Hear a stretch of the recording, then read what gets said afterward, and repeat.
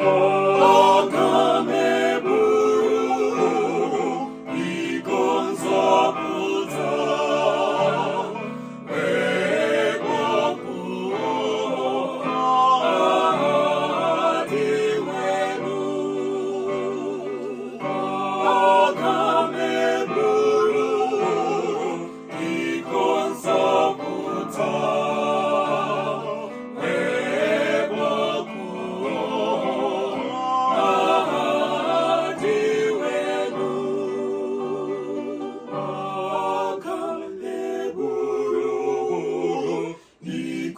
nzọpụta